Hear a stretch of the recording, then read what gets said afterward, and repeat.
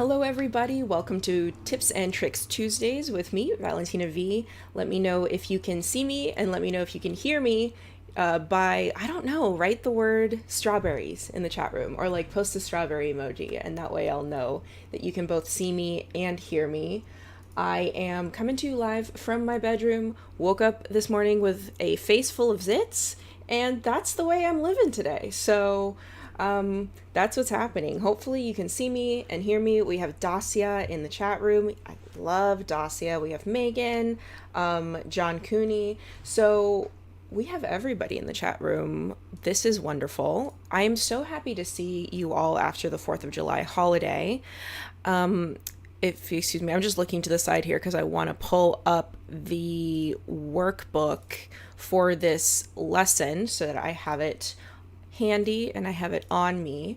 Every time I do a live stream, we do, if you're new here, we do 15 minutes with a special guest at the beginning of the stream. Today's special guest is Mike Diva. He is a director, VFX artist, multi-hyphenate creator extraordinaire, but also I do a 45-minute editing lesson, and today's lesson is how to get started with After Effects. So if you're interested in getting all of the information for the lesson, you can always go to adobe.ly/tipstuesday, and that is a special secret link just for you, and you can go there and you can download, you can watch the stream over again, you can download all of the information that you need for the lesson, so including the lesson plan and all of that, and you can enter for a chance to win a full year of Creative Cloud for free. So if you're interested in that, I just want to put that up at the top of the hour so you can have time to go there and download the assets and sign up for the giveaway and all that good stuff. But for now, this is my favorite part of every Tuesday, which is I get to chat with a creator that I admire, that I want to chat with anyway. So this is kind of just an excuse. So I want to welcome to the chat Mike Diva. Hey, Mike. Hello. What up? Thanks for having me. Of course, I must say that I absolutely love, this is probably my favorite because we are color coordinating here, the both of I don't us. have as fancy of a camera, but we got the color coordination unlocked, so that's cool. I'll teach you. Don't worry. You can be my student. I will be your teacher. I will show you everything, how to connect your 6500 to your computer, so no worries. Yeah. How are you today? Good. Yeah, just so everyone knows, before this started, I was just geeking out over the depth of field. I've never seen a live stream look so fancy. Thank you. But yeah, I'm good. I'm really good. I actually just remembered that you were on set for my Lonely Island Netflix shoot, right? That's right. For those who don't know, Mike directed the Lonely Island Bash Brothers experience. I think that's what it was called. It's on Netflix. And he needed extras one night. And you know what? I thought, hey, let's go. And it was pretty fun. Thank you for having me. Yeah, that was a fun, stressful, fun shoot. But very cool. Yeah. I feel like your turnaround times are really, really fast. Like, I know you directed, for those who don't know, he directed Panini for Lil Nas X, and that was like incredibly fast. Yeah, dude, we that was rough. We had like about a month and a half to do the whole thing, and it was like so many VFX shots. But the whole thing was VFX. Yeah.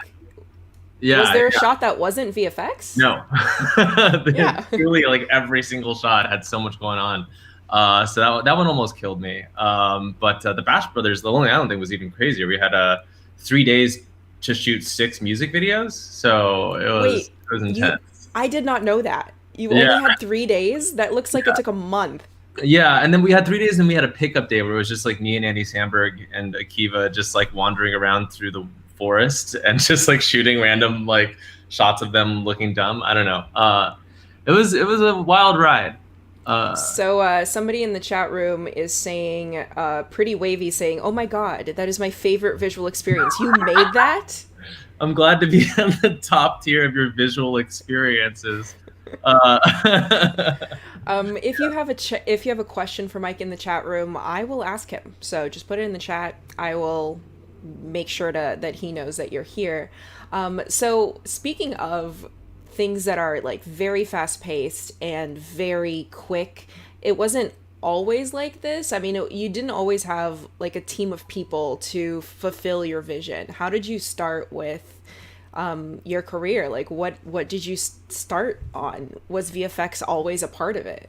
Yeah, so when I was like 13, I downloaded this this program, Ulead Media Studio Pro, off of like Kazaa or LimeWire, and you know what's up because you started with the I same program. I did. I straight up did. Well, actually, I started with Windows Media, whatever the Oh, default Windows Movie Windows one. Maker? Yeah, yeah, Windows yeah. Movie Maker, and then I moved on to ULead Video Studio by Corel. I was like feeling very fancy. Yeah, yeah. And so like when I was like 13, I would make, because it was like the only program that you can get off of, I mean, that I knew of, that had like, like rotoscoping and stuff like that, and like compositing kind of. I mean, I know After Effects existed back then too, but this was like somehow more accessible.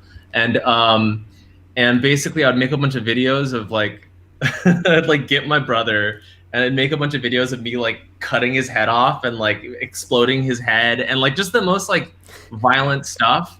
And I'm lucky like my parents were like super supportive and not like, didn't want to like send me to therapy or something, because I'd like show my mom a video of me like shooting my brother a bunch and cutting his head off, and she'd be like, "Oh wow, you're so creative." So it's cool to have that kind of support that helped. You're lucky. That's awesome. Yeah, because I wasn't really good at school, so it was like at least I was good at something. And yes, that's how I started. And then I eventually got After Effects, and it was all over from there. And we kind of talked about this before, but you got to learn it kind of out of necessity when you're starting out, just because a lot of my ideas are a little more out there, and so I didn't really have any way to like get them on screen, and so I just had to kind of figure it out. And somebody recommended videocopilot.net, and Andrew Kramer. Andrew Kramer. Do you still remember? This is like a very specific thing, but do you remember in their basic training, it was like Easter, and he was eating Peeps, and he just included that in his voiceover. He's like, my wife just brought Peeps into the room, and I don't know. He's like really funny. Like he's that low key, like I don't know. He always adds some goofs in his tutorials, and I appreciate that. It helps for when you're super like ADD and learning anything new is extremely difficult. Like for me, my brain, like to learn something new, it's like I really gotta just pound it in there. So yeah, I mean that's for anybody like wanting to learn After Effects. Like a great first step is take like 10 videocopilot.net tutorials, and then you're good. Like you'll get the basic idea of how After Effects works. Yeah, I think with After Effects specifically, when people open it for the first time, they're intimidated, because even if they're used to an NLE, it works differently. It's more about layers than it is about timeline, and it's more about, editing specific chunks of things and pre-comping, and there's a lot of parenting going on. And when you see that and when it's thrown together, it's kind of like, whoa, which is why coming up in the next 45 minutes, I'm going to do a non-boring beginner After Effects tutorial. So it's going to be something for people who are YouTubers. I shouldn't have pushed to another tutorial, and I should have. No. I think Video Copilot is awesome, but I also think it's great if you want to spend a lot of time on like the fundamentals as well, like learning about each of the panels and all of that. In the 45 minutes that I have, I'm going to show you 2 or 3 different like ways that I feel like creators who already know Premiere can just like enhance their content just like one step further. So like add a specialized mask, or like do a specialized move. And I think there's a lot of ways to learn, but heck yeah, Andrew Kramer. I love Andrew. That's how I learned After Effects. So yeah. Absolutely. So a lot of people, yeah. Right now, you are not doing all the effects yourself. You have your team. Lord Danger is your production company. Am I correct? Yeah. And you have some people that you work with. I think for a lot of people who want to get into this industry, they're wondering, how do I work with someone like you? What does someone like you look for? What are the skills and qualities that a VFX artist should have? Yeah. So, I mean, for me and for a lot of directors too, like, looking for a generalist that's, good at a lot of little things, like CG and After Effects, blah, blah, blah. I feel like the ability to be able to know what looks good and like also know what's right for the project is super important, and something that a lot of people with the technical know-how that, like, I always use an example of like, anybody can take a bunch of tutorials and like make a robot burst through the wall behind me, but like, will it be cool looking and like stylistically like interesting? I think that like a basic, that's like a kind of a thing that a lot of people overlook, is just like kind of learning and throwing stuff at the wall and figuring out like what looks good. I never went to school for any of this stuff, so I kind of had to just, I'm very much like a just throw stuff in After Effects, throw stuff in Photoshop, and like see what kind of works. And over the years, I've kind of been able to develop a style and develop like, I like know what colors look good together and stuff like that. So it's nothing that you have to go to school for, but it's definitely something that, you've got to learn over time. That's super important.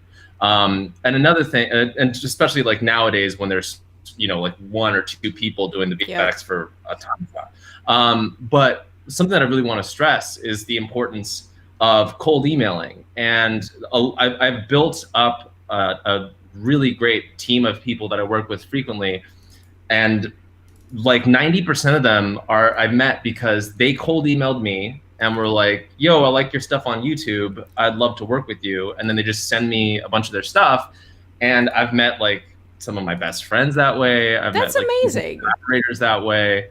And then a lot of times I'll cold email people or DM people on Instagram. So like a lot of the artists that I got for like, even like for Panini and Bash Brothers and stuff, are just people that I found on Instagram and DM'd. And so I think that, the cold email is a super powerful tool that, it feels weird to like hit somebody up with your stuff, but it can't hurt. And so if you're like an aspiring VFX artist or whatever, highly recommend that you reach out to people that you look up to. And if they don't get back to you right away, maybe they'll put you in their back pocket. I mean, there's this guy, Calvin, that I work with all the time, Calvin Serrano, and he hit me up like years and years ago. It took me, I was like, cool, your stuff's great. And then it took me like 2 years to find a project to work with him. And then I did, and now I work with him. And you remembered him. Yeah, on like almost every project. That's amazing. Yeah, it's a really great way to build a team now. And I have people that I work with from all over the world. Yeah.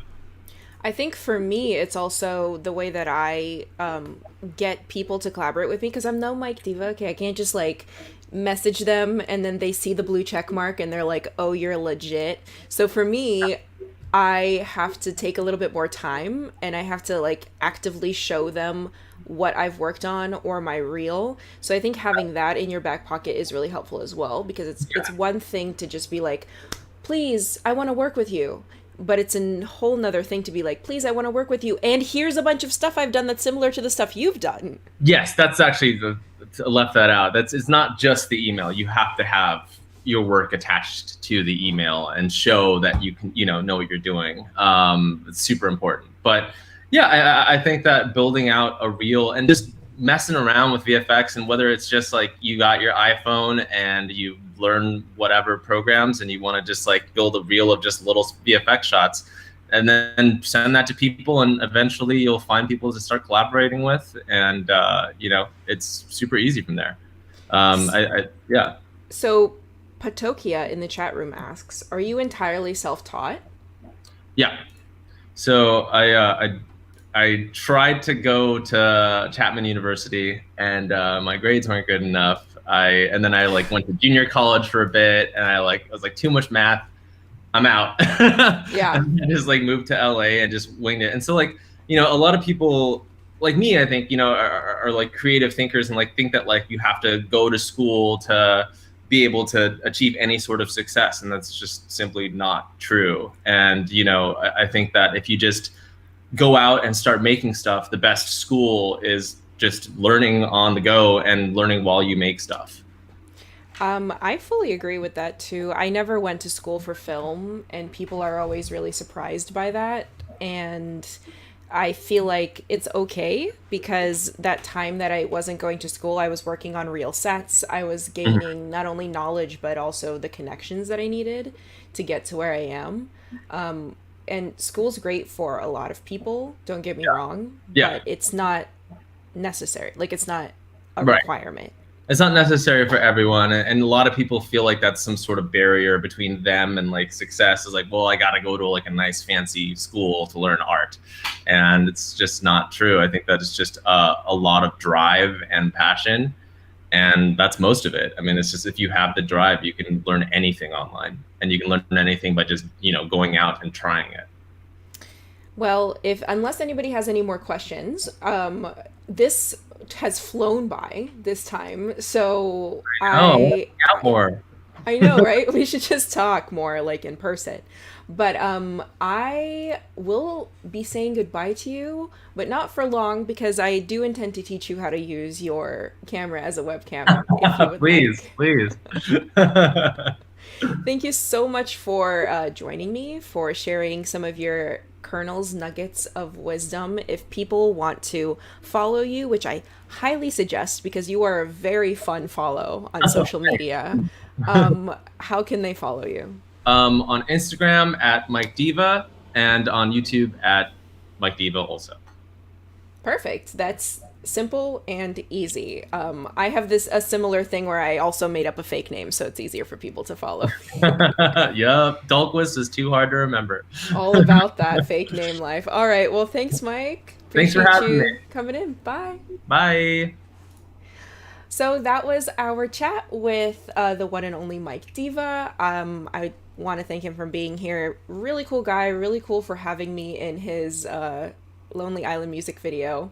And if you want to check out the all of the information for the upcoming tutorial, it's over here at adobe.ly/tipstuesday, and it's basically a mini manual for the tutorial that I'm about to cover, which is called Getting Started with After Effects. So I'll show it to you right here on my screen, what it looks like, and you will get like everything that we're about to do, creating comps, keyframing masks, and it's just a step-by-step of everything that you need to know. So hopefully you'll go down there and you'll download this so that you can follow along with my lesson.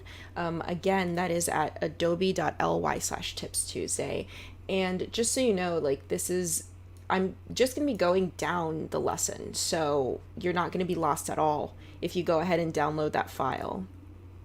So here I am in my After Effects project, in my After Effects project. And I have...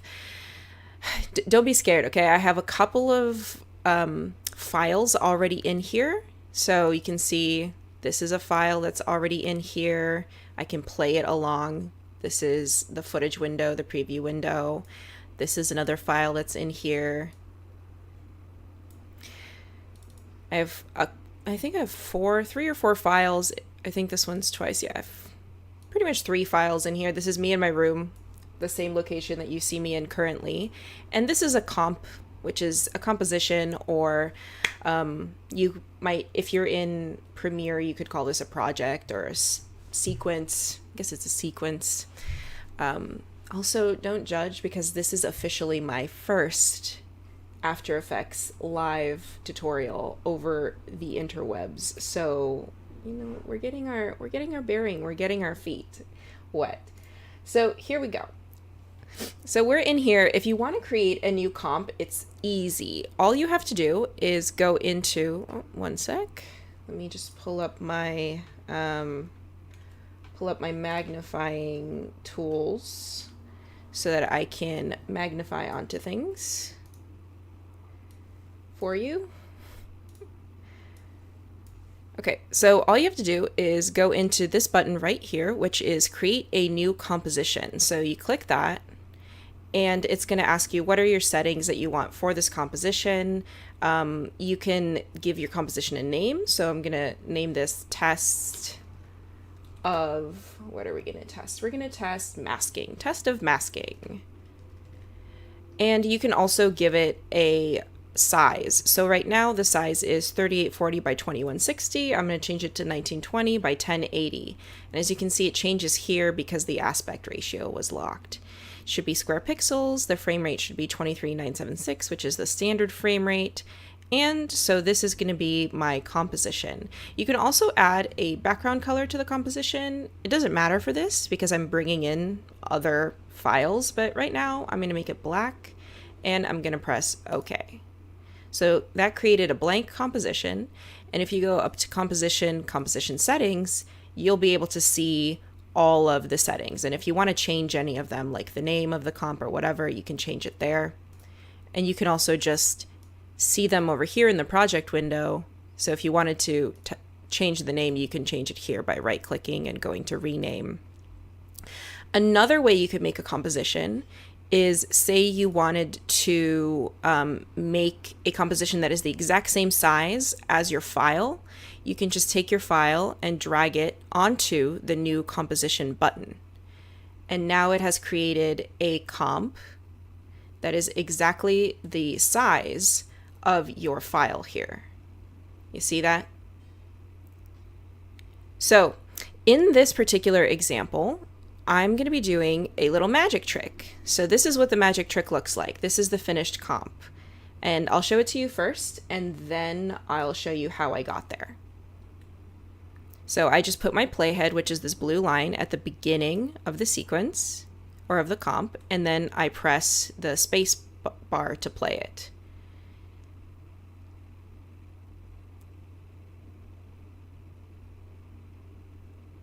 So that's the magic trick, right? It keeps falling mysteriously from the ceiling. How does that happen? What did I do? Well, if you look at the file itself, let's open that up by double clicking on it. What happens is I pretend like I'm adjusting the camera. I can make it bigger a little bit. I pretend like I'm adjusting the camera. I look at it like I'm confused, and then I move my head 4 times. As you can see, I don't have a hand in the frame at all, right? Both of my hands are outside of the frame. I just pretend like the little kangaroo is falling.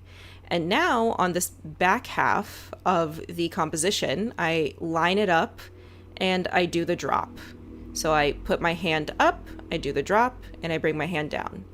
So what I'm trying to do is have this exist in the same world as my little beginning of it, right? So let's do that.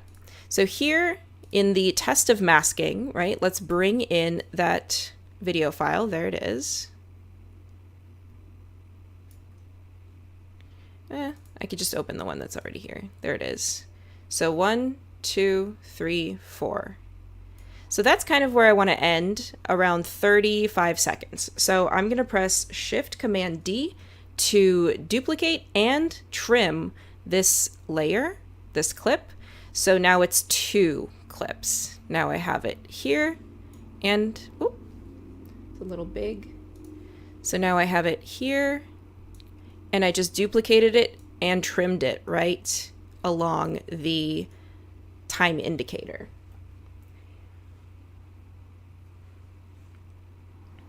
Alrighty. If you have any questions, let me know in the chat room because I am checking it.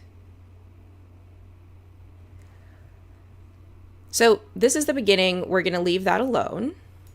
Then I'm going to go to the place in the composition where I have the section that I want to cut out. So it starts right there. So I'm going to bring that section over. Now, because I don't have it masked, it just cuts straight to that second clip, right?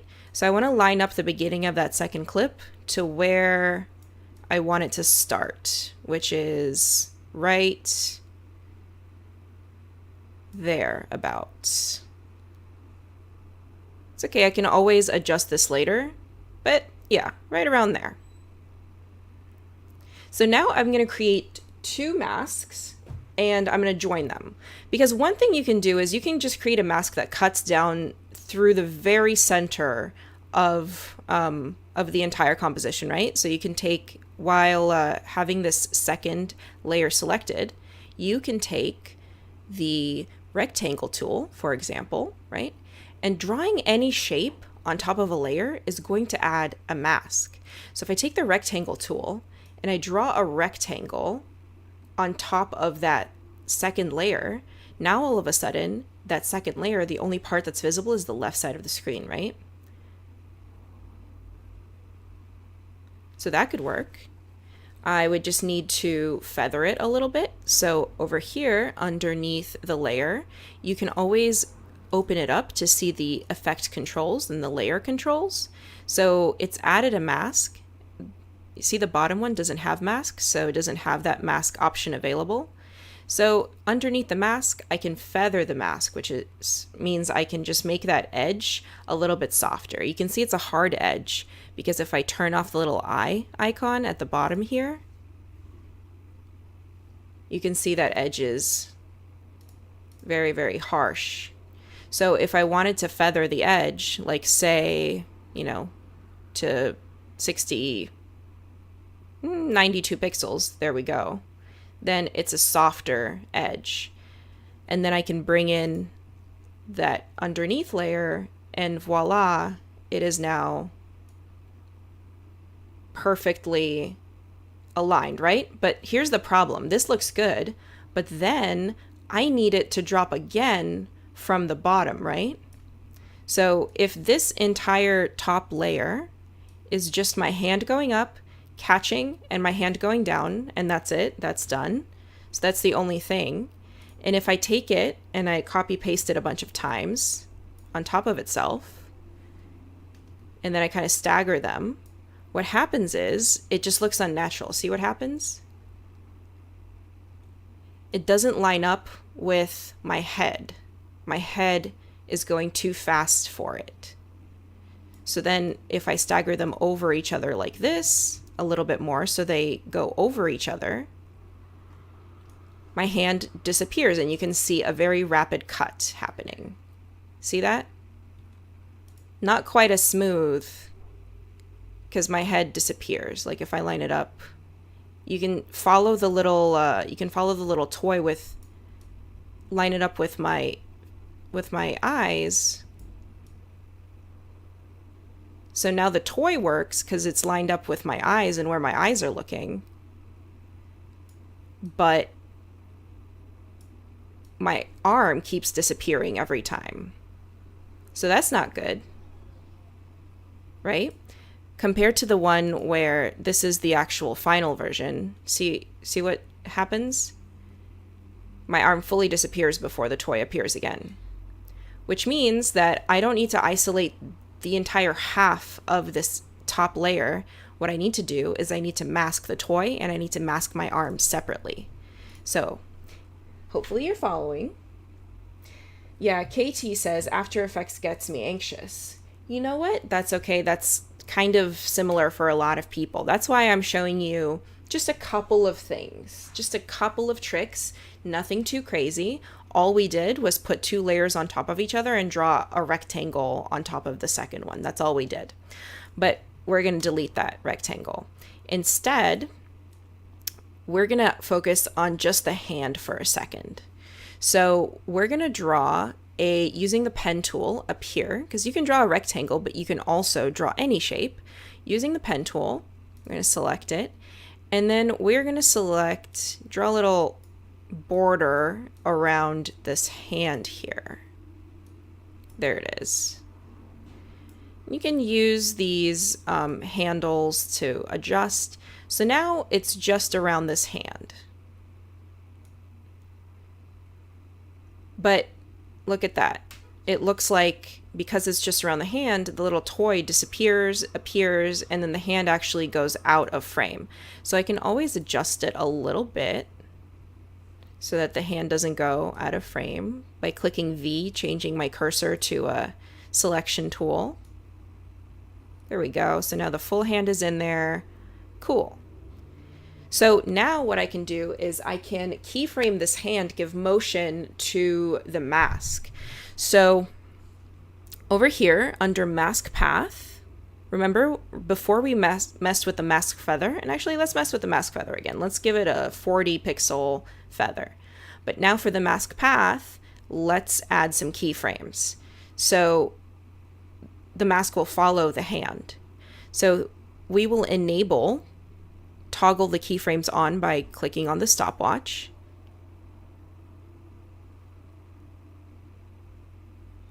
And then we'll go forward in time right before the hand drops again. And we will put another keyframe so that way the mask does not move in between these two keyframes. And then when the hand comes down out of the way, we will double click this mask and then move it all the way out of the frame. That way the mask kind of moves with the hand, as you can see. It's moving with the hand. But in between, it's staying still. So I'll go to right where it lands. I'll shift that keyframe by just holding it. And then I'll go back to where the hand has disappeared, and I'll double click and I'll move the mask down again. So, and I can adjust this as many times as needed with the speed of my hand so that it's just organic. So as you can see, the mask is moving with the hand. There we go. But the toy is dropping out of nowhere, right? Well, the fun thing is you can add as many masks as you want to this layer. So let's add a mask for the toy. So right here, we're going to go back to the pen tool again. Whoop. Going to go back to the pen tool. I think if I zoom too much, it freaks out. And we're going to mask the toy.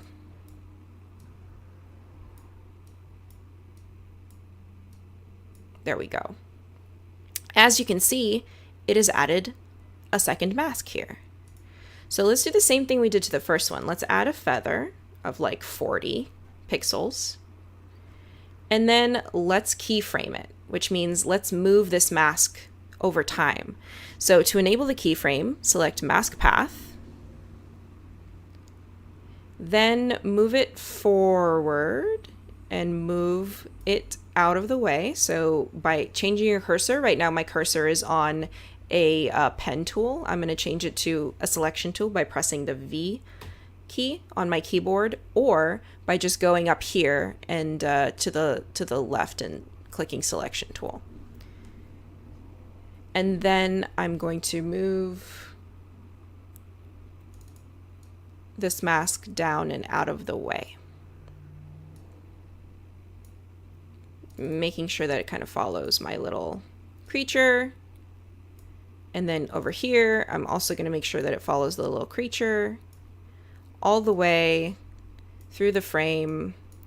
And wherever the masks intersect, that's okay, because they're gonna be just fine when they intersect. They're just gonna join and add together. So there we go. So now the masks are only around my hand and the little creature. How do I know that? Well, again, if I disable the bottom layer, which is showing through, so if I just deselect the eye icon, you can see just the masks and what they're doing. So this is coming up, this is dropping, and this is coming down. So now that I have the little creature and my hand masked, I can go and duplicate this clip. So Command copy, Command V, Command C, Command V, right? And I can match it perfectly to where my eyes are in the bottom clip. So I kind of land right there. So I want to make sure that the creature lands there, land, and I look up again, and now my hand comes up again, right? Just waiting for that creature to drop. There it is. Cool. And I'm going to copy it again. And then wait for the creature to drop. There we go. So now it looks like this. Oh, one more. No problem.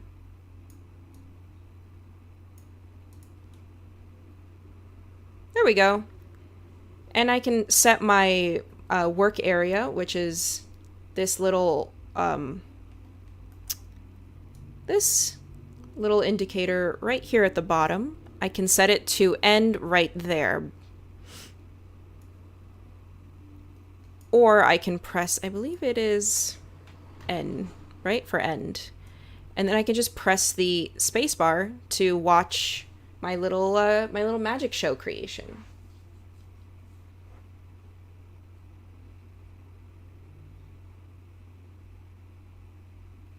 So Roshni asks, hey Valentina, if mask 1 is the pen on the hand, where's the all over mask of the left side of the frame?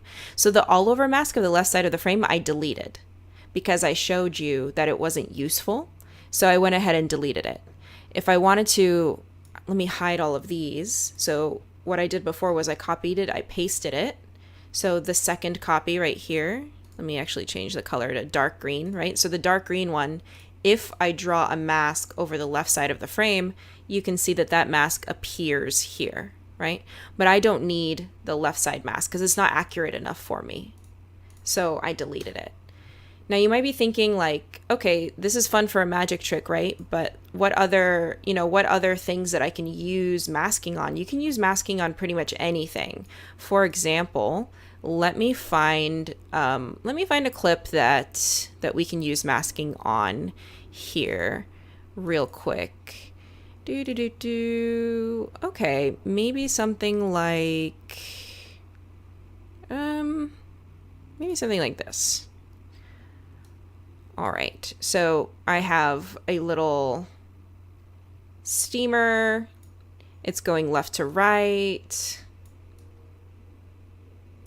Yeah, and maybe I want to name it something. So I'll go over here to the over here to the text tool, horizontal type tool, and I'll write egg steamer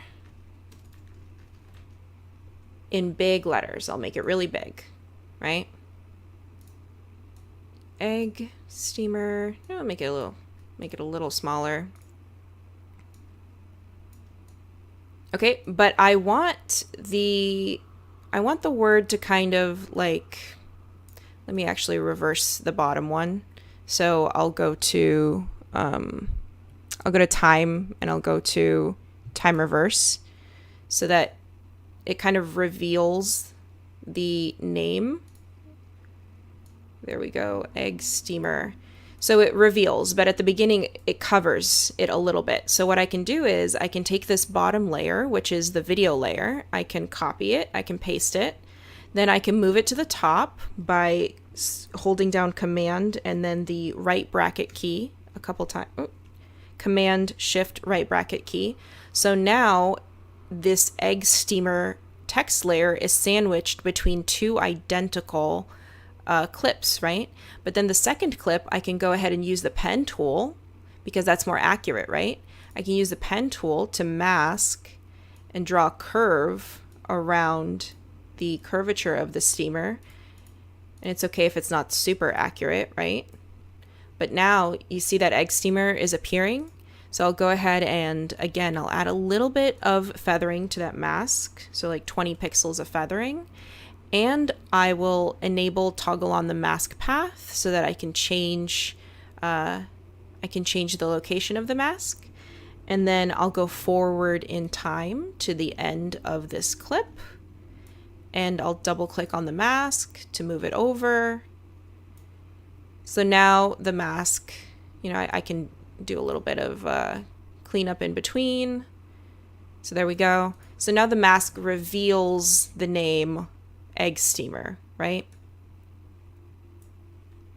So this is a cool way for you in your projects to reveal text, to do cool things with comping people on top of other people who are moving in different environments. There's 1,000,001 different ways that you could use masking. And the whole point is, I don't want you to be afraid of masking.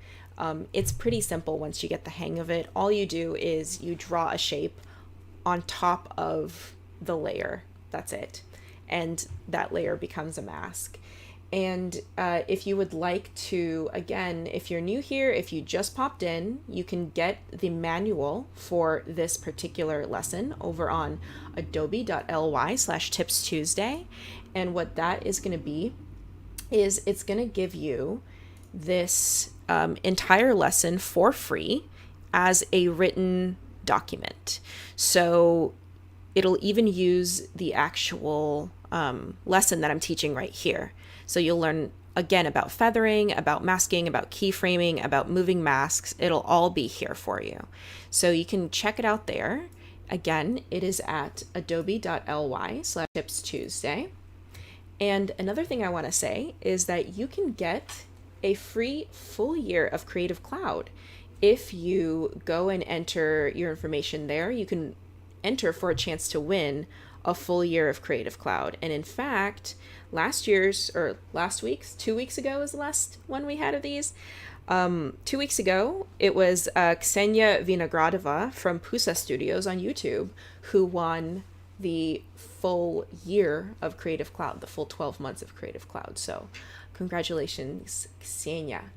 But yeah, back to the tutorial. So now that we've learned about moving masks, hopefully y'all also, by the way, Dacia's in the chat room. And Dacia is After Effects level expert, like to the nth degree. So if you have any questions, Dacia would be super handy to answer that. 2-Bit Gaming says, what would you do if your hand didn't drop out fast enough in the recording? Would you speed it up? Yeah, you could speed it up. You could also, there's a lot of different things you can do, but the way that I timed it, it would kind of drop out fast enough. But I wanted the little toy to drop a little bit before my hand came up, so that it would look like the toy was dropping, my hand was coming up, the toy was dropping, my hand was coming up. Okay. Which is why we needed to mask it so crazily anyway. So the next thing we're going to do is how to track an object. So my tracking, this is my little tracking demo. And you know how on YouTube, you always kind of want to point at something and then you want whatever that thing is to appear in that space, and you want it to track your finger. So this is an example of how we can do that very, very easily. So let's do the same thing we did before to create a new comp. We're just going to take this clip, which is CC16 over here in the project window, and we're going to drag it to new comp right here, the new comp button. And that's going to create a new composition for us with the same size and dimensions as our original clip. So what I want to do is create an object or create something that is going to follow my finger. So the first thing I'm going to do is create that thing. And that thing is going to be the URL that you go to get this lesson. So let me type that in right here, adobe.ly/tipstuesday. And I can always go into the character panel and just adjust it a little bit. Yeah, that looks good to me. Maybe a little bit smaller on the font, but that looks good. So basically what I want to do is I want this to appear on the screen right when my finger comes up. Right there, right when I do the little dunk, right there. And then I want it to hover with my finger until the end. So now that I have the object that I want to put on the footage, you can see that when I typed something, it created a second layer. I'm going to go to the first layer and I'm going to insert a tracker. So here on the right, you can see tracker is one of the options. So I'm going to pull it up and hopefully, yeah, you can see it. And there's a couple of different options here for how you want something tracked. I'm going to track motion. Okay. You can also stabilize the motion. Like say if your camera is really shaky, you can stabilize the motion of your camera. You can use warp stabilizer, which is like an AI process for stabilizing your camera, or you can track your camera itself. But I'm tracking the motion of an object within the frame. I'm not tracking the camera, I'm tracking my finger. So that's what I'm going to select. I'm going to select track motion. And it's going to say, what is your motion source? It's that first layer, CC16, which is the video clip, and it's going to ask me, what do you want to track? Do you want to track just the position, or do you also want to track the rotation and the scale? I'm going to say, I just want to track the position. And now, so when I've clicked tracker, the layer window opened. Don't be confused because we have 3 tabs open here at the top. The composition is everything together. So if we go to composition, you can see my second layer here with the text. If we go to layer, you can see it's created a track point. So I'm going to take this track point. I'm going to make the boxes a little bit bigger because it has to encompass my finger, or the tip of my finger. And I'm going to move it over to the tip of my finger right there, because I wanted to track the tip of my finger. Now I will say there is kind of a trick to this. I shot this footage in a way that the tip of my finger is very, very prominent against a non-busy background. This is going to work worse if you have a very busy background and there's not much difference between the color or the contrast of whatever you are pinning it to. It also helps to pin things that are, small. But if it was a really busy background, all I would do is I would expand this box, this tracking box further, right? So it can say, okay, what is the difference between this finger to this background? And it's going to process a lot slower, but I'm going to make it pretty small because it's pretty obvious that this is the only thing against the background. And then over here under Analyze, hold on. The mouse zoom effect is going a little. It's not the most user friendly. Okay, so right here, there's going to be options for how to analyze that that track point. So you can either analyze forward, or you can analyze forward 1 frame, you can analyze backward, or you can analyze backward 1 frame. So what I'm going to do is analyze forward. So I'm going to click the analyze forward button. And as you can see, as it analyzes forward, let me actually make it a little bit bigger so you can see. I'm going to fit it in the window, click analyze forward. As you can see, the little track point, it's moving, and it is kind of responding to what, every time I zoom, it won't work. There we go.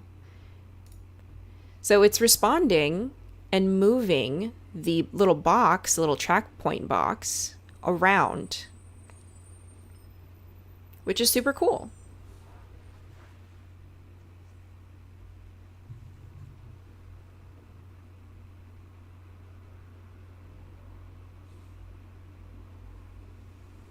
Hi, Pete Tomkeys in the chat room.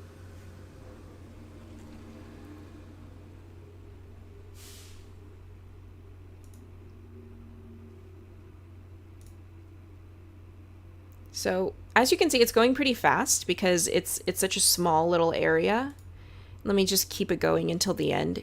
It's going pretty fast because it's a small area, and even when I move my finger, it's still following my finger, which is pretty fun.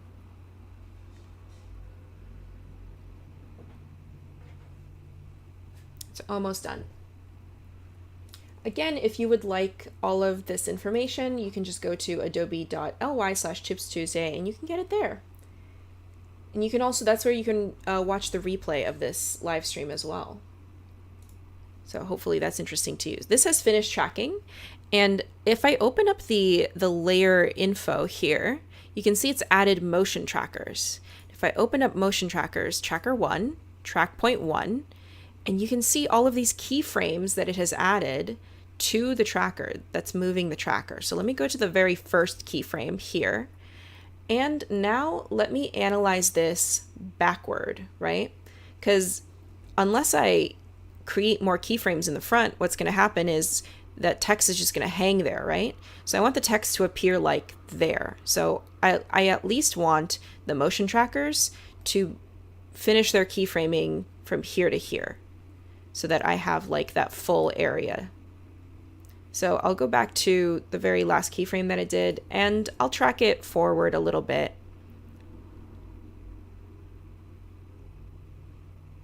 And I guess I'll stop like right there. Yeah, that's where I'll stop. Okay, so now I have this whole track happening right here.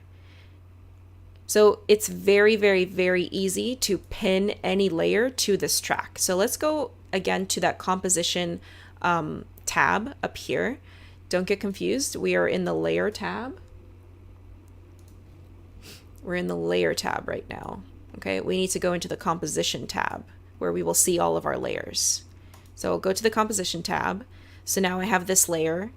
It's not tracked, it's not parented to the track quite yet, but we're going to do it right now. We're going to pin it.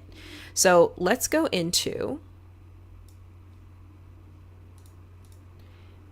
the effect controls for this layer, the transform controls. Drop that down. And now we have these position, anchor point, scale, rotation controls. You can do anything in After Effects using keyframes and these particular controls. So I'm going to take the position control, which is right here, position. And then I'm going to take the feature center control right here of the bottom layer. So the bottom layer, this blue layer, that is this footage, right? And this top red layer, that is this text.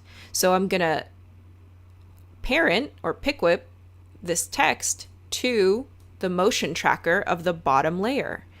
And it's going to be very, very simple. All I do is I go to the position controls and I click this little pick whip icon. It kind of looks like the heart of Te in Moana, if you want to be real with it, right? So you just click that and then drag it over the name of the feature center. That's it. Bam, right? Want to see me do that again? Here we go. So you just click it and then you drag it over the name feature center. Bam. And now it has become red, which means that it is parented now. So check it out. Now it is fully stuck on my finger. But the thing is, it is stuck at the anchor point. The anchor point of this text is at the bottom left. You see that little, it kind of looks like a compass icon? That's the anchor point. And it is stuck at the very bottom left of this text, which is why it's stuck to the feature center of the tracker. But I can go into the anchor point controls here and I can adjust these two values. And by adjusting them, I can move the text anywhere on the screen while keeping that track separate. So I'll just move the anchor point. There we go. And then that's what it looks like so far. So let's play it. And now it's attached to my finger. Or it's attached to the track of my finger. And again, I don't want the text to actually be on the screen the whole time.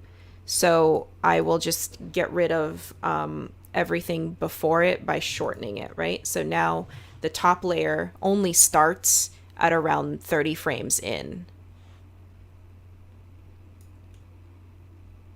So there it appears, and now it is stuck to my finger. Does anybody have any questions in the chat room? Let me know.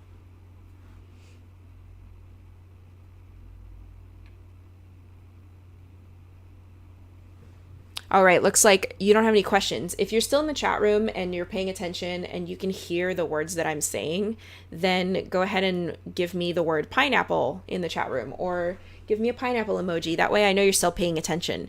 It's pretty hard to do this over live stream because I feel like people don't really know. I don't really know if you're paying attention or not, or if you're just casually watching in the background. Okay, looks like some people are. Yep, some people are saying pineapple. Cool. So I have one more. Thing I want to show you. If you want me to show it to you, I have some time. Are you down for that? Let me know. Just one more quick thing. It's a quick way you can add animations without any keyframes, without anything. John's enjoying the lesson. Thank you. John doesn't use this software. That's okay, because this is for beginners. I'm going to do a more intermediate tutorial next week for those who want to learn even more After Effects. But for this week, this is kind of beginner stuff. Awesome. Looks like people are listening. All right, let's do one more. This one, we're going to add animation without doing anything. So let's go into the clip that I want to use, which is this one. Yeah, there it is. So for this clip, what I want to do is, you know how on YouTube they have end cards at the end, which tell you to subscribe or whatever? I'm going to do that. And let me show you what it actually will look like at the end by going to my YouTube channel. And I literally uploaded this on my channel, but it's like, what's it called? It's like, oh gosh, it's unlisted. So you can't see it, but it's there. I think it's there. 1 second while I figure it out where I uploaded this. Maybe I didn't. Okay, maybe it's not here. Anyway, doesn't matter. At the end of your YouTube videos, you usually have an end card of some sort, right? So in this example, this is my end card. Except I made the little boxes there, I gave them a little bit of a wiggle. And this was just a very easy automatic After Effects effect that you can drop on pretty much anything to make it wiggle. There's a lot of these effects, and you can control the speed of the wiggle, the direction of the wiggle, you can control anything. So here is my clip. It's C13. I'm going to drag it into new comp. So I'm going to create a new comp out of it, and I'm going to add those little boxes.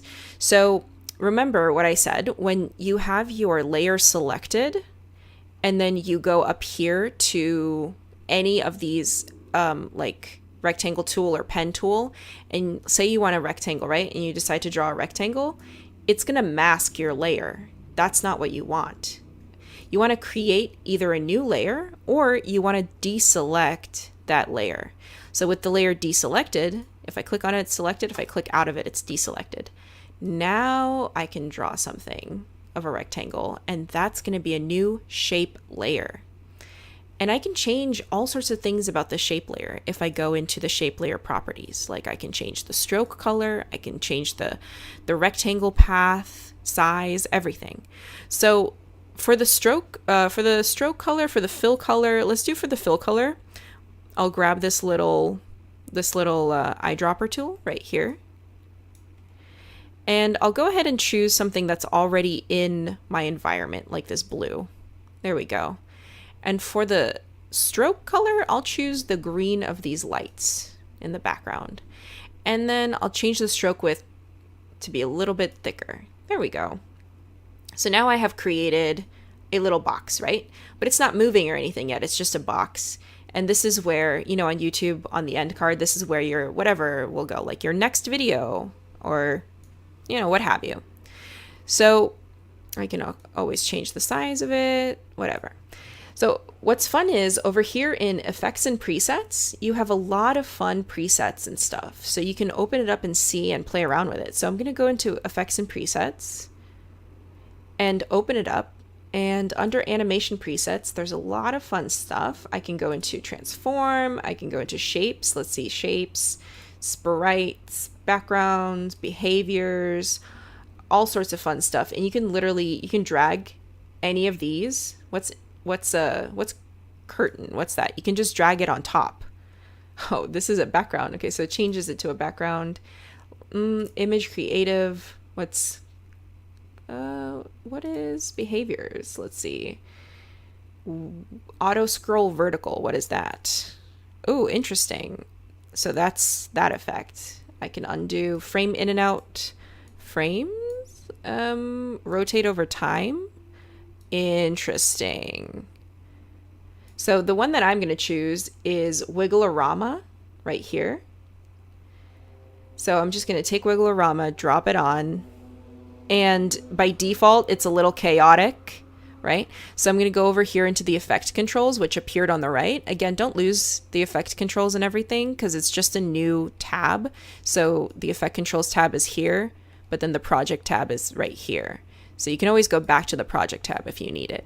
So here in Wigglorama effect controls, I can change like the wiggle speed, the nervousness, the position, and that is going to affect the craziness that's going on here. So let me change the wiggle I'll keep the wiggle speed, but the nervousness, I'll go down to like 0.3 or something. Position, I'll go down to, instead of 25, I'll do 5. Rotation is the big one here. So instead of 30, I'll do like 2.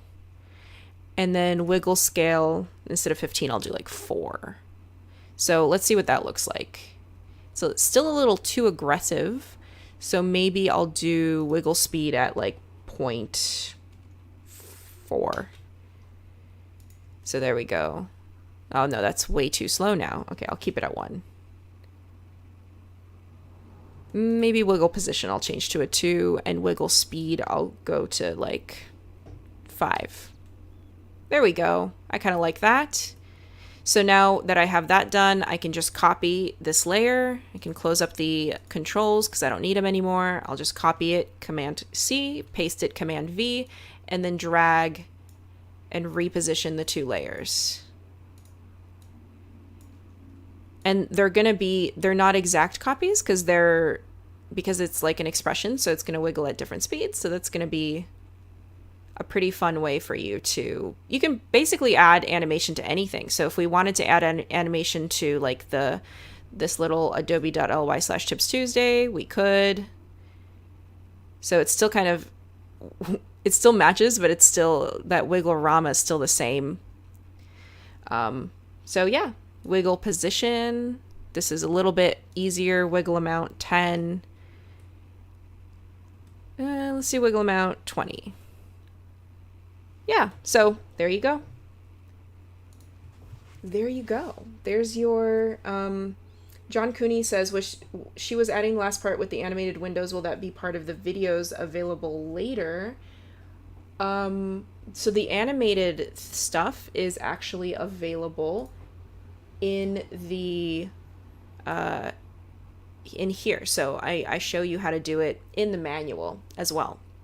How to create a rectangle, how to add an effect, how to adjust effects, and all of that. So that will be available in the manual over at adobe.ly/tipstuesday if you want to go over that in detail. And it will also, the recording of this live stream will also be available at this link. So you can go back and rewatch it if you would like. You can also always just hit me up on Instagram or Twitter. And if you have any questions, you can ask. Also, you can ask Dacia in the chat room. You can follow her on social media. She's amazing. Like Mike mentioned, there are some great creators creating awesome tutorials online. So he mentioned Andrew Kramer from Video Copilot. Somebody in the chat room earlier mentioned Evan Abrams. There's also Jake in Motion. There's also Ian Robinson, Nick Haraz. There's a lot of amazing After Effects educators. This is specifically, I just wanted to just dive into the program and show you a couple of cool things that you could use right now on your YouTube videos that aren't very complicated and that are processes that you could do straight away without having to learn the full program. So thank you so much for coming. Unless you have any other questions, I think I'm going to sign out. Oh, thanks, John. I appreciate the compliment. Roshni says, off-topic question, are you self-taught? Yes, I am self-taught in pretty much everything that I do. Mostly Film Production says, will there be a tutorial in the future about creating animated graphics from scratch? For example, a flat color water droplet splashing. That's a really good question. Yes, there will be, but if you have a specific request, you can go to adobe.ly/tipstuesday, and there's a little form that you fill out, and one of the fields is what else would you like to learn? So you can write your specific request there, but I will definitely be showing you how to create a custom animated graphic in the future. In fact, let me actually check. It might be on the docket for next week. So let me just make sure that it either is or isn't. So next week, I will be showing you how to do animation on After Effects, how to make an animated countdown timer, how to remove objects, like say there's like a stray person on the beach, for example, how to use green screen and chroma key out green screen, and how to track and stick something on a 3D motion. So you know how today we did this and we kind of tracked and stuck a 2D object on a flat plane? Well, I'll show you, like, if you wanted to put like a poster on the wall, how you could do something like that. So it's a little bit more advanced, but definitely if you want me to cover anything else, let me know. Oh, I'm so happy that you have found it useful. If any of you have found any of this useful, please do let us know in the comments, because that is very, very helpful feedback for me and for the Adobe team that's watching. Roshni asks what camera I'm using. I'm using the A7R II from Sony. Pete says, could you cover animating images in the future? I know there's a way to add a kind of armature skeleton to a photograph. That's a really good point. Yeah, definitely leave it in the little field on this website. Fill it out, and I could definitely do that. Yeah, I really appreciate everybody coming by. I love helping people, and I love to show you new skills. I think the best thing is to be able to acquire a new skill from scratch and then implement it and wow everybody with your technical prowess, and hopefully I can get you to do that. If you have any other questions, you can always go to twitter.com/AdobeCare, and you can join the community at community.adobe.com. So those are things that you could do additionally for yourself. All right, I think I've talked long enough. I hope you enjoyed this tutorial. Until next week, I'll see you then. Bye, everybody.